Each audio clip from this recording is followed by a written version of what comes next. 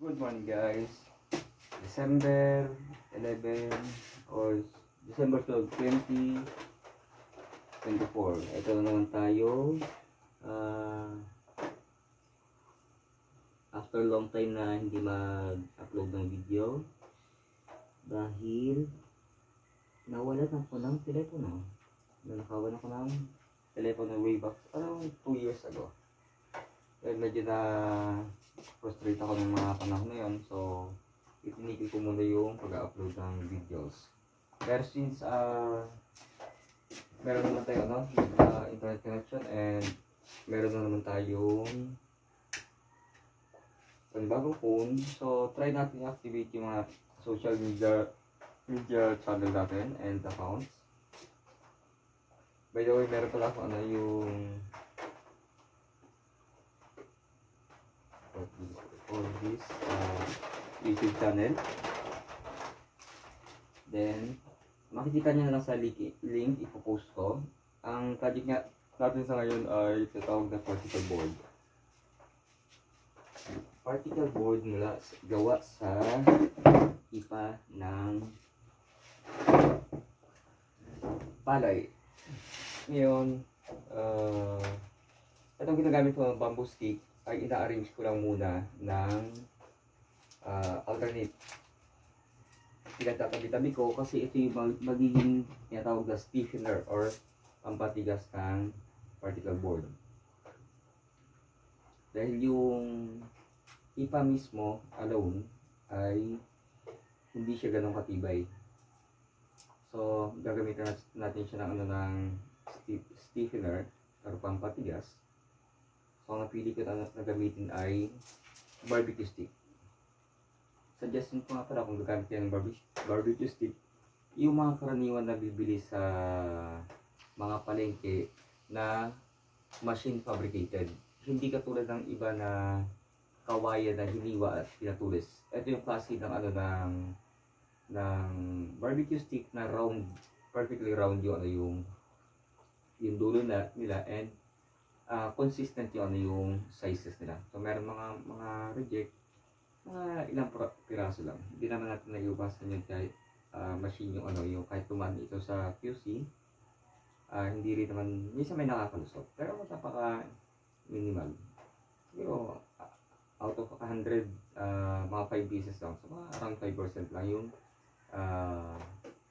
waste natin. By the way, ang haba nito ay 25 cm. Then ang arrangement ko ay hindi siya pantay-pantay. I mean, hindi siya pantay na pantay. Naka-extend dahil ang length na kailangan ko ay more than 25 cm. Ang kailangan ko na sukat ay 38 cm. So, in-extend ko para lang in-overlap ko siya para mabuild upan yung required length na required na lapad na kinakailangan ko. Pag nailapag na tong yung initially kasi nilagyan ko na ito kanina ng tinatawag na resin. Okay. Resin ay ginagamit sa basically ang resin ay karaniwang ginagamit sa na binder sa mga fiberglass related products. Okay.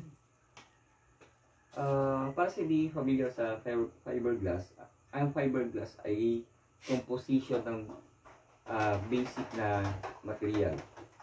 Yung binder and yung fiber. Ang fiberglass ay gumagamit ng napakapido na hibla ng salamin. Actually kasi halos kasing kakapalang siya ng buhok ng tao, pero napaka flexible. Then dahil sa flexible and malutong, dahil sa size niya ay yung lutong niya ay naging makunat. Then yung binder na ginagamit ay tinatawag na resin. May iba't ibang klase ng resin. Merong clear, may ordinary. Pero sa akin, ang available ko sa ngayon ay ordinary. So, sorry, I mean, clear cast resin ang available sa akin. So, yun muna ang gagamitin ko. By tomorrow siguro darating yung order ko na ordinary na resin. At kailangan makarating bukas yung order ko dahil ang deadline na usapan namin dito ay pipick upin ng diabetes. So, most probably, abutin ako ng umaga. Stay tuned. Stay lang kayo dyan.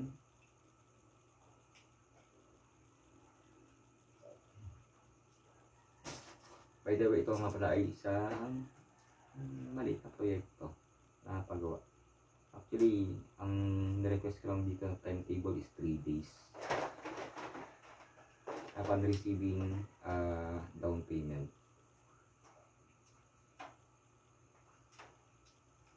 Then, kanina lang na procure lahat ng mga materyales. So, kaya ngayon lang ako nakapag-simula and marami rin yung nakapila na obligasyon.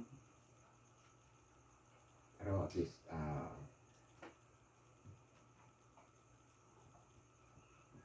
okay, sure na pantay yung side niya, yung pinakang dulo.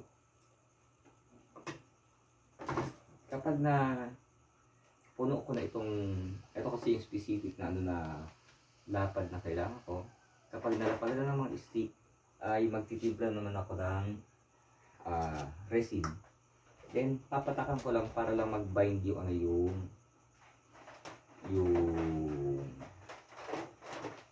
bawat stick para makabuo sila ng flat surface. Then next process niyan, kapag natuyo na yung resin, bubuhusan ko naman ng mas maraming resin, then bubudburan ko lang tinatawag na ipa. Hindi ko alam kung has din yung tawag doon sa ipa or hindi nata yung rice husk or basta balat ng palay.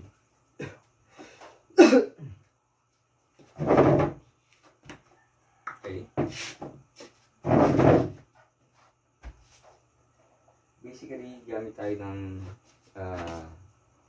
maliit na kitchen scale or timbangan para matimbla natin ng tamang proportion yung resin. Basic na proportion ito ay 5% ang hardener, then 95% ang resin.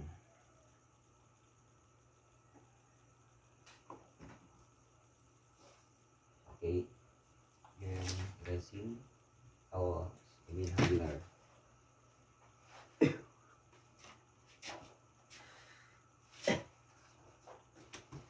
Okay, for safety purposes, mas mainam ginagawa ito sa outdoor para yung fumes ay makakasama kasi sa bagay yung fumes ito.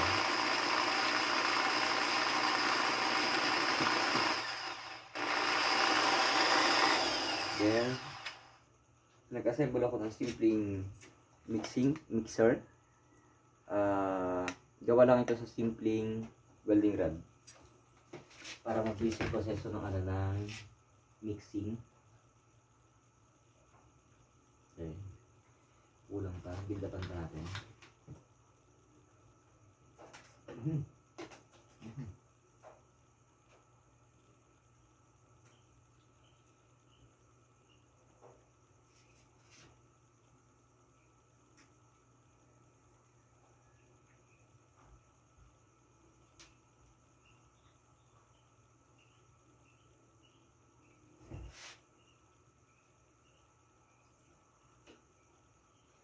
Ang curing time ng resin na based on my experience ay 30 minutes ang 5%. So, ang curing time is directly proportional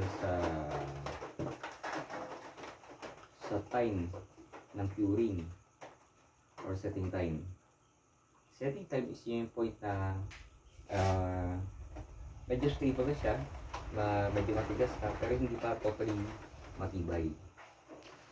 Around 24 hours, around 12 to 24 hours yung fully cured na siya.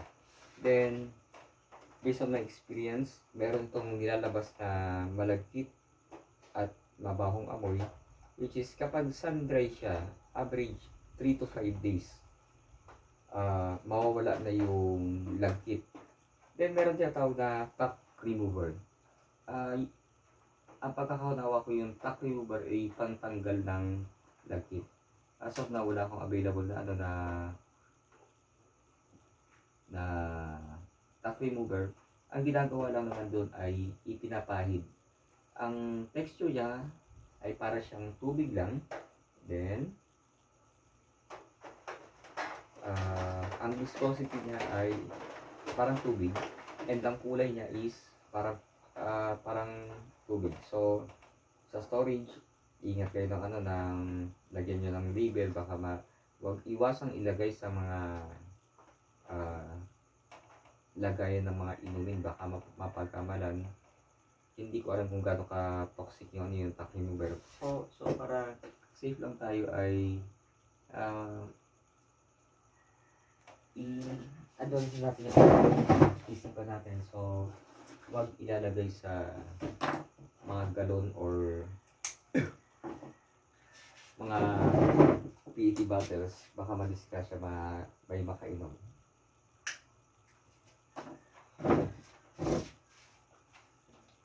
Spread natin ng spread lang muna natin maayos para then natural naman yung magse-set down naman yung resin. Ang texture ng yung characteristic ng texture niya, yung lapot niya ay parang lotion. So over time, magsiset din naman ito, then magpe-penetrate sa maliliit na kasulukang bahagi ng what they call this barbecue stick. Then by the way, bago ko pala ito nilipag dito sa mesa, ang unang layer na ginamit ko ay acrylic para flat yung surface, para mabubuhat ko. Ikalawang layer is tinatawag na polypropylene film. Para kapag directly ko kasing pinatong dito sa acrylic, kakapit siya ng husto sa acrylic. Then, isang option ay pwede gamitan ng tinatawag na separator wax. Available din sa market. Then, isa sa option sa separator wax ay dinurog na sabon na perla, then mixed with kerosene. Ipapahid lang sa acrylic sheet. So pwede nang gamitin ng direct na contact sa acrylic sheet. Then, pero kung meron kayong plastic film or acetate, mas magandang gamitin yung acetate dahil mas madali siyang tuklapin sa resin. Hindi kumakapit yung resin dahil unang-una makinis siya. Then kapag na-bend mo siya, madaling humiwalay yung resin. Then tapos na itong isang hihintay ko na mag-cure itong unang sheet. So magpe-prepare tayo ng pangalawang sheet dahil ang i-assemble ko isang box katulad ng cooler box, or hindi ko alam tawag sa box na ito. karaniwan nilalagyan ng mga yellow para ma-maintain yung yung lamig niya. So, ganun yung itatry natin i-duplicate using what is this? Ipa ng palay.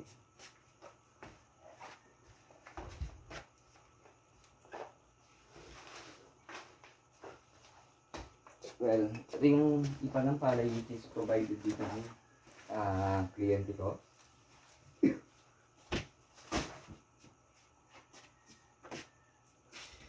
Then, dagdagan muna natin ang ng resin para mabudburan ko na ng initially ng first layer ng ipa ng ng palay. Then again, tumbakan natin yung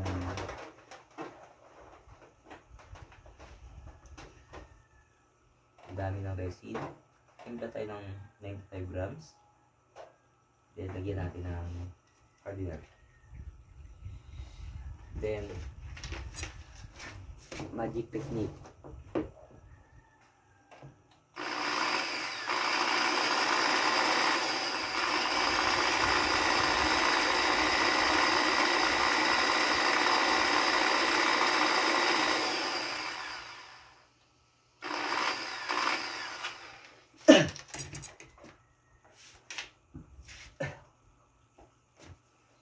Hindi na ako makatiis.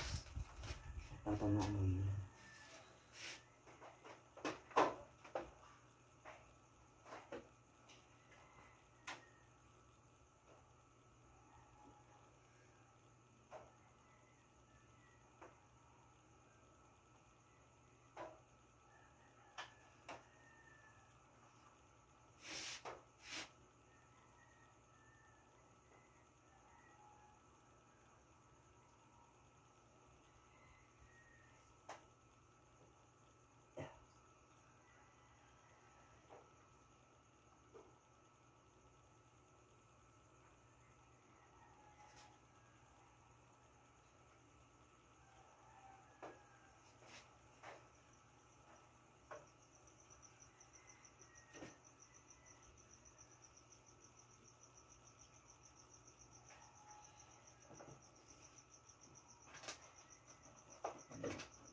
Tignan natin tumutuloy yung resin.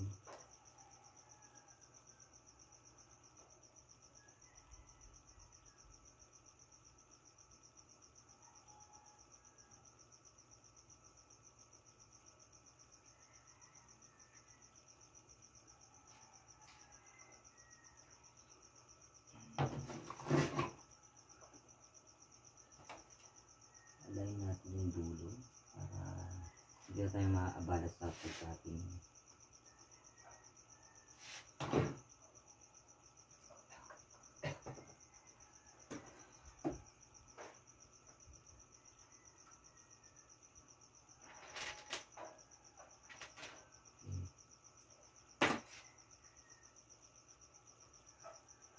set na naman siya.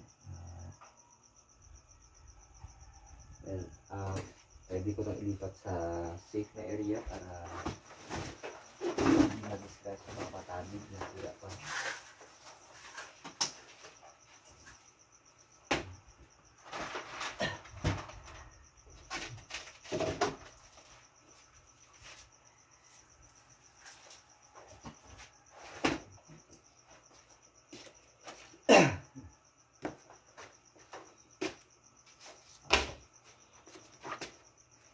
Sabi na natin para makapangaral.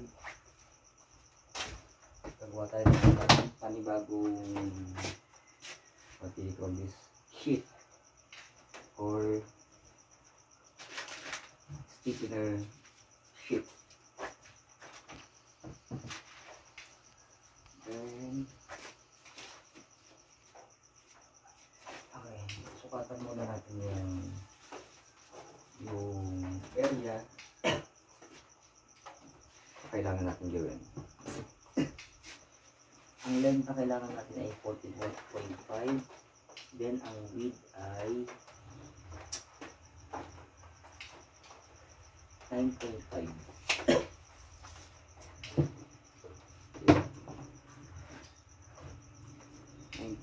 So, natala natin 9.5.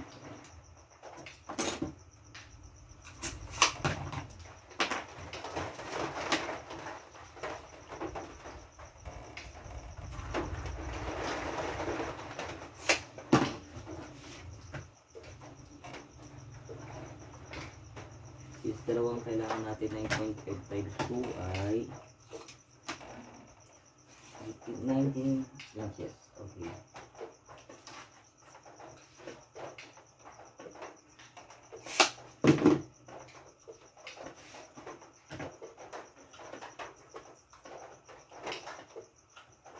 Then magkakatuloy tayo ng PP sheet polypropylene.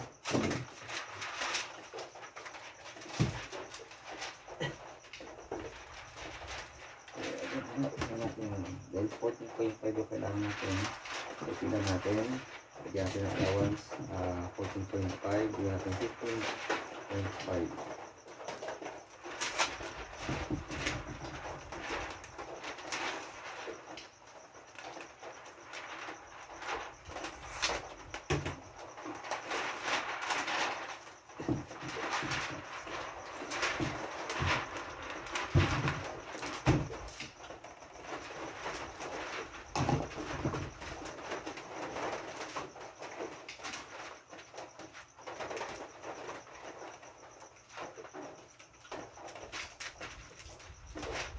Cutter.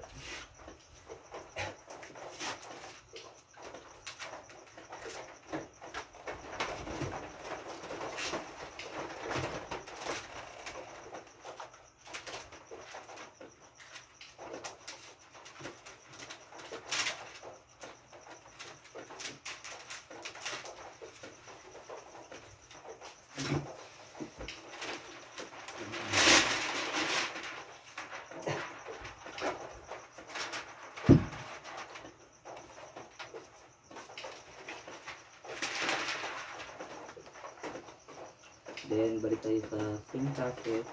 Lalapagan ng barbecue stick. Then, makata ka ng resin.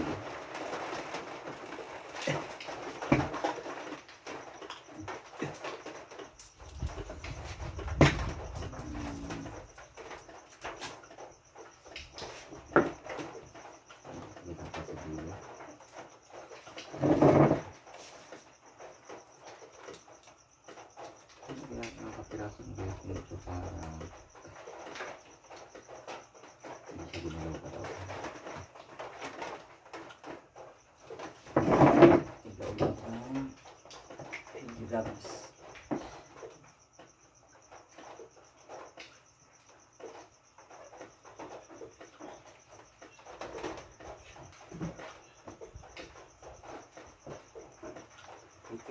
So I need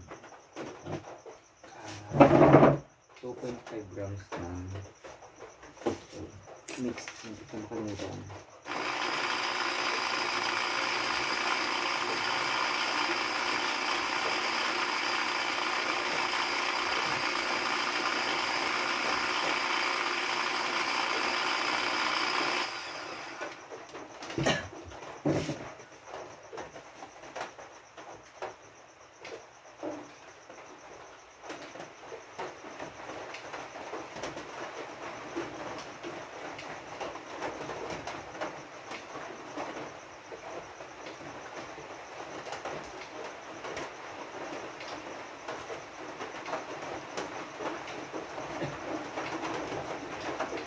Ang kaiba na sa ordinary na resin kumpara sa clear ay ang clear na resin ay mas mahal. Una, ikalawa ay yung characteristic nito ng clear na resin. Ang clear na resin ay halos kasi linaw ng clear na salamin. So, depende kung pang aesthetic yung gagamitin mo. Bago gumamit ka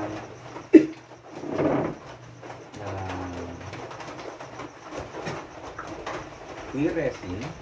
Then, kung halimbawa naman more on structural din kailangan yung supportan lang, mas practical gumamit ng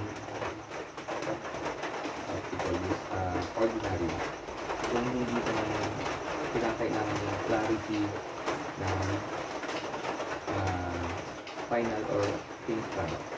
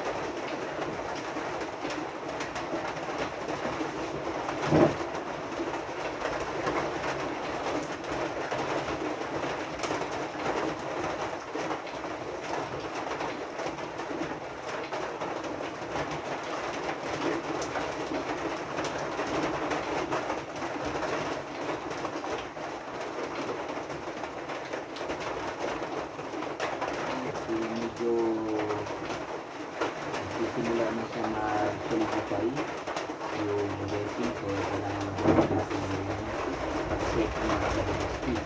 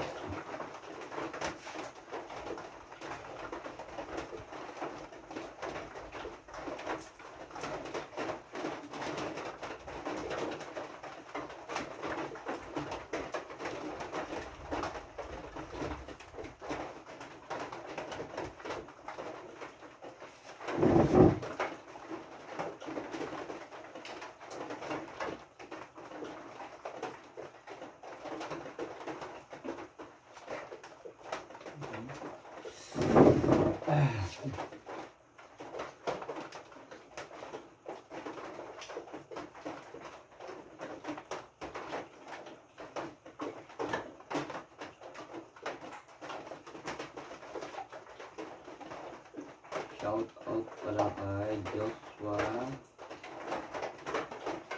Lupanan ng Karangalan Village in Talis Rizal. Actually, last week na nabisita ko siya dito as dahil nangangailangan ako ng assistance.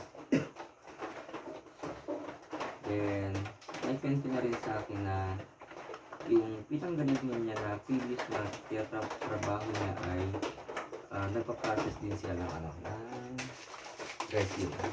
Gumagawa sila ng mga bubong yata. Pagkakalala ko is parang bubong ng mga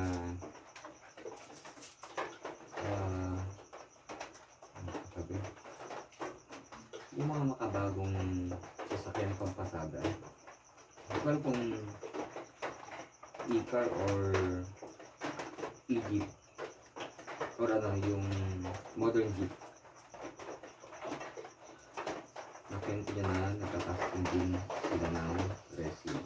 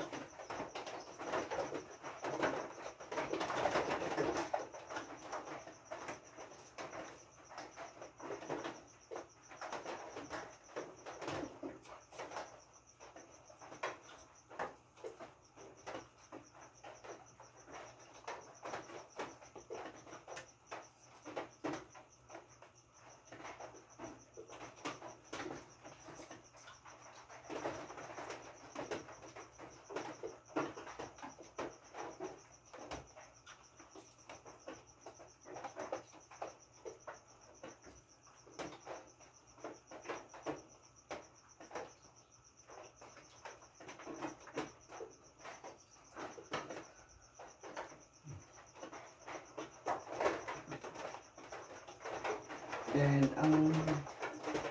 meron kong product pala na related sa sa resin na ma-reviewin. Then, may mga tinatawag na toner or dye na available sa mga base color is available sa sa Polymer Philippines. Isang sa well-known na supplier ng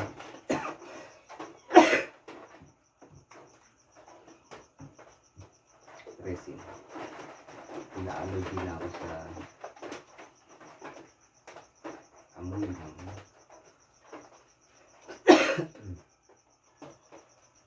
makating sa lalong na lang.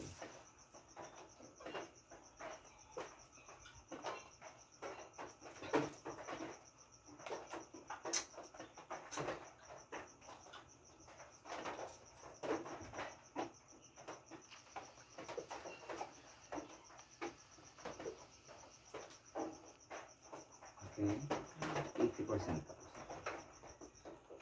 almost done.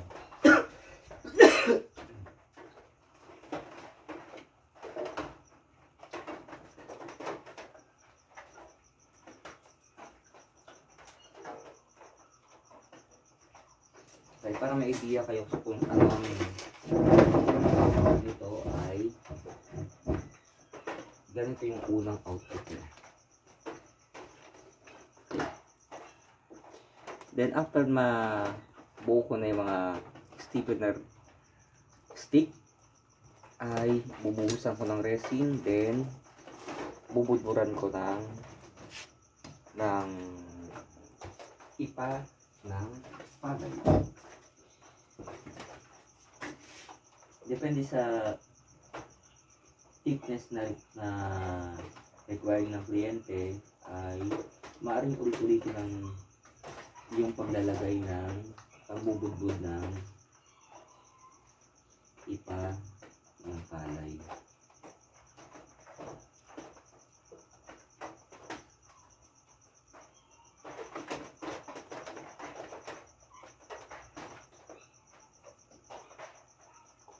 Alayin lang natin yung kabilang dulo para hindi na maging abala sa pagkating ng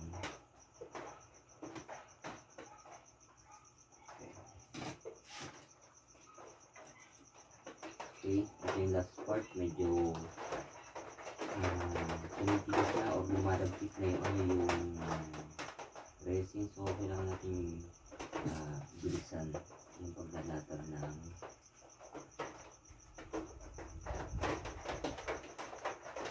resin ng like barbecue stick.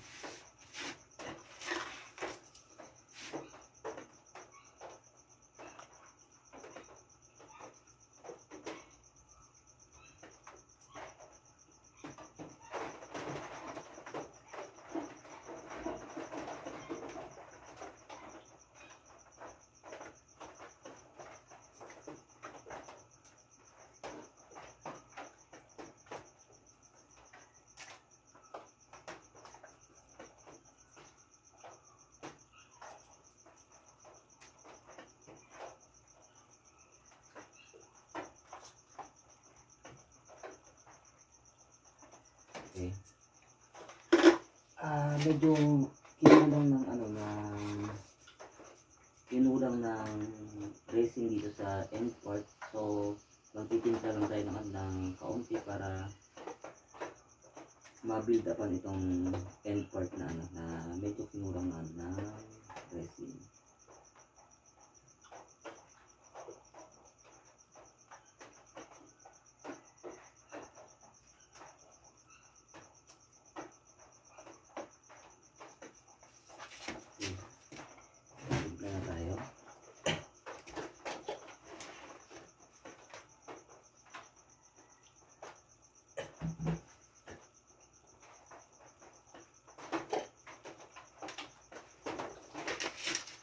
Mixing.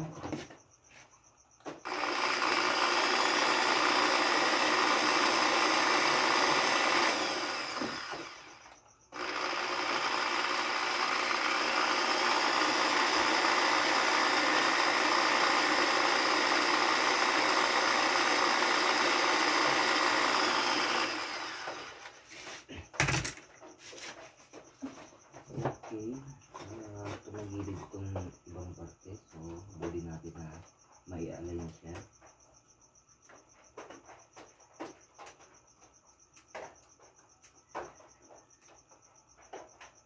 Habang hindi pa totally matigas yung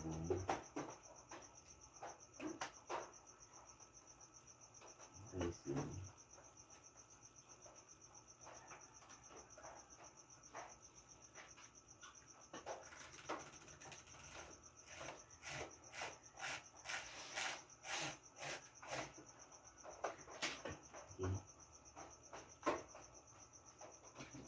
Buksan natin siya ulit na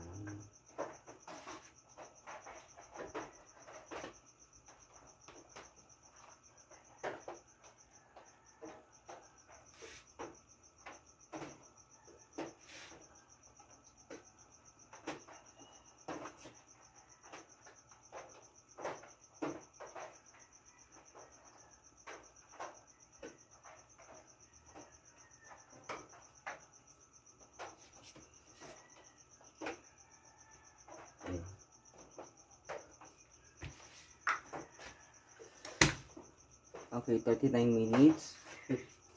Sakto na natin for the till tomorrow. Update ko kayo. Good morning. This is Mike Lopez Miranda, broadcasting live from Calauan, Laguna, December 12, 2024. Good morning.